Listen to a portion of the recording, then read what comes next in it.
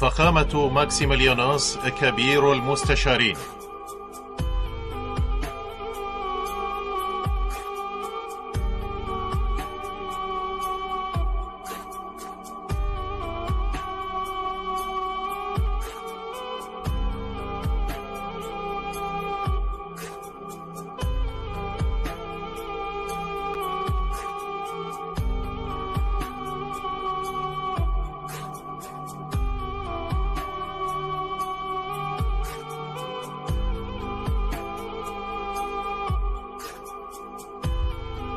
لا إله في هذا الكون سوى خالق السماوات والأرض.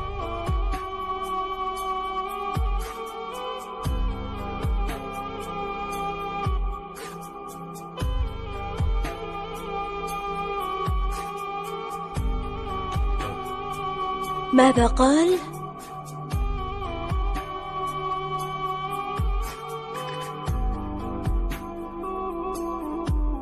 لا إله في هذا الكون سوى خالق السماوات والأرض.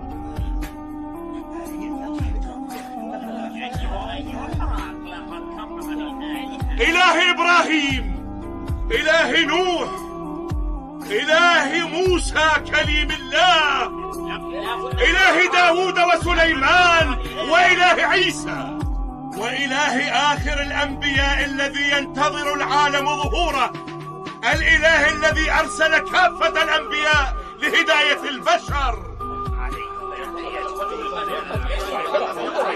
الإله الذي توعد الظالمين بجهنم. كيف تسكت على سماع هذا الكلام؟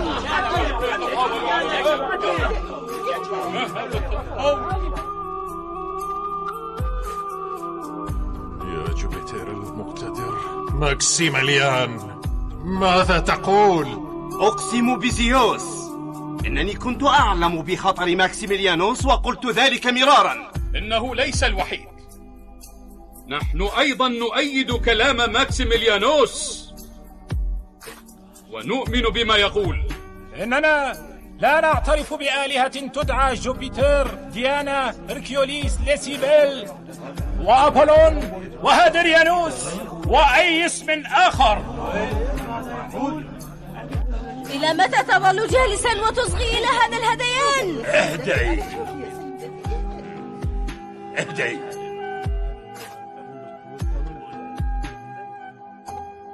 إننا لا نقر بوجود إله غير الإله الواحد الأزلي. لقد تعودت أن لا أتخذ قرارا في 3 حالات: في الغضب والسكر والخوف أيضا.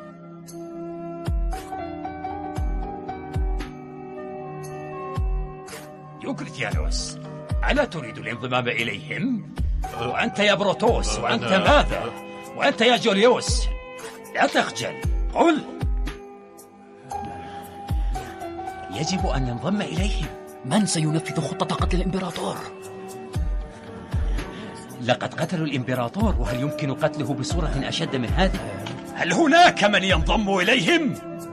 أجل، بقي هناك من يرغب بالانضمام إليهم. نحن نؤيد كل ما قاله إخوتنا ونؤمن به.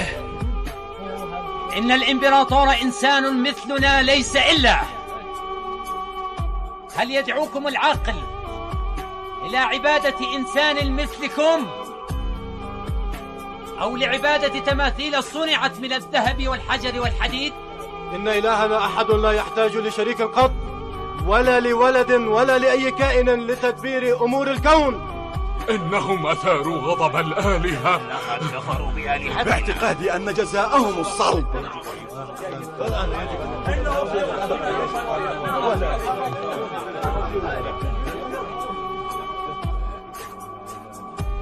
هذه المهزلة يا ديوكليتيانوس.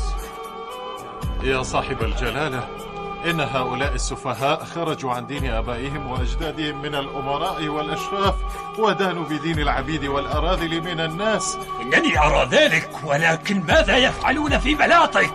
يا صاحب الجلالة، إن هؤلاء أبناء أشراف الرومان، وقد عاش آباؤهم لسنوات مديدة في خدمة الإمبراطورية وإمبراطورها العظيم. القرار لك يا صاحب الجلالة، إذ إنني لا أدري لما فقدوا عقولهم. بل أنت المجنون. إن المجانين هم الذين يصنعون تماثيل تشبههم من الخشب والحديد. أنتم المجانين، فبدلا من أن تعبدوا الله الذي خلقكم تعبدون تماثيل صنعتموها بأيديكم. فاحكموا الآن، من هم المجانين؟ بل إنكم أنتم الذين تعبدون إلها لا تدرون ما شكله كي تصنعوا له تمثالا.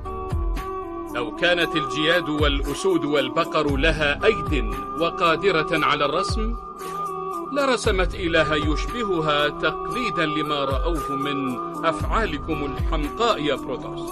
وهل هناك حماقة أشد من ذلك إذ تدعون وجود جوبيتر في هذا العالم وأن أبولون هو ابنه؟